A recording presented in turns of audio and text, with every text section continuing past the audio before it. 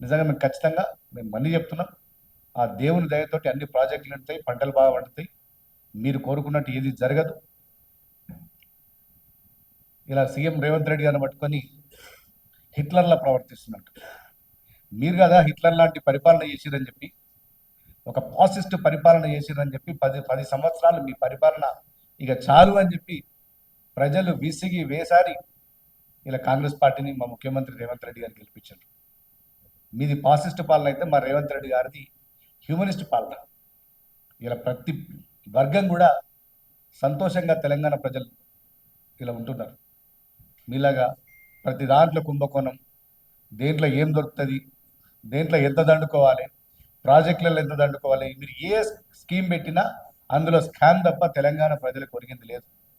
ఇలా మీ 10 ఏళ్ల పరిపాలనలో మీ కుటుంబం వేల కోట్ల అక్రమ సంపాదన చేసి ఏ విధంగా తెలంగాణ ప్రజలను దోచుకు తిన్నారో తెలంగాణ ప్రజానికి అందరికీ తెలుసు.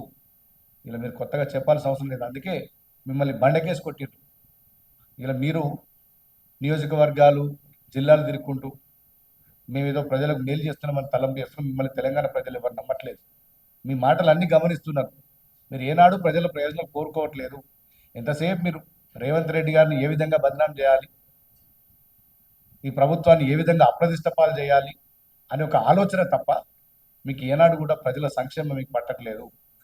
ఎంతసేపు కరువు రావాలి, కరువు వస్తే పంటలు పండి, పంటలు పండకపోతే రాష్ట్ర ఆదాయం తగ్గుతుంది, ఈ రాష్ట్ర ఆదాయం తగ్గితే ఏ సంక్షేమ పథకాలు వీళ్ళు అమలు చేయరు, ఇట్లాంటి అన్ని నెగటివ్ థింకింగ్ తోటి వీళ్ళు పోతున్నారు. నిజంగా మీరు ఏది అనుకున్నా జరగదు. ఖచ్చితంగా రైతులు సుభిక్షంగా ఉంటారు. ఇలా ప్రాజెక్టులు ఏ విధంగా నింపుకోవాలో మాకు తెలుసు. ఒకవేళ వర్షం ఎల్లినో ప్రభావం వల్ల నిజంగా వర్షపాతం తక్కువైతే కూడా ఈ ప్రజలను ఏ విధంగా వాడుకోవాలి, హైదరాబాద్కు మంచినీళ్ళు ఏ విధంగా ఇవ్వాలి, ఇవన్నీ కూడా మా ముఖ్యమంత్రి గారికి, మా ఇరిగేషన్ మంత్రి ఉత్తమ్ కుమార్ రెడ్డి గారికి బాగా తెలుసు. ఇలా నిజంగా మీ నుంచి సలహాలు తీసుకోవాల్సిన అవసరం లేదు. ఇలా నిజంగా ఏదైనా ఉంటే బాగుపడే, ఏదైనా ప్రజలకు ఉపయోగపడే పరిధి ఉంటే చెప్పండి. ఎంతసేపు పిల్లి శాపనార్థాలు పెట్టినట్టు ఈ కుట్ర రాజకీయాలు, ఏడుపోటు రాజకీయాలు బంద్ చేసి ప్రజలకు ఏ విధంగా మంచి జరుగుతుందో వాటి సలహాలు ఇస్తే స్వీకరించడానికి సిద్ధంగా ఉన్నాం. ఈ పిచ్చి పిచ్చి మాటలు మాట్లాడి ఏది పడితే అది మాట్లాడితే తెలంగాణ ప్రజలు ఎవరు కూడా హర్షించడానికి సిద్ధంగా లేరు. ఇలా ఆ రోజు హిట్లర్గా పక్కన్నట్టు గోబెల్స్ ఉన్నట్టు ఇలా కేసీఆర్ గారికి ఇద్దరు అట్టోళ్ళు ఇటో ఉన్నారు. హరీష్ రావు గారు దిక్కు, కేటీఆర్ రావు దిక్కు. వీళ్ళిద్దరు ఎంతసేపు అబద్ధాన్ని ప్రచారం చేయడం, ఫాల్స్ ప్రాపగండా చేసుకుంటూ తెలంగాణ ప్రజల్ని మభ్యపెట్టే ప్రయత్నం చేస్తున్నారు.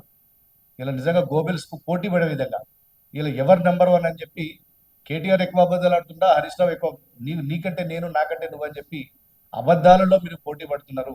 ఇలా భవిష్యత్తులో మీరు నిజాలు చెప్పినా కూడా తెలంగాణ ప్రజలు నమ్మే పరిస్థితి లేదు. అంత ఘోరంగా మీరు అబద్ధాలు చెప్తున్నారు. Subscribe us and press the bell icon for more interesting updates.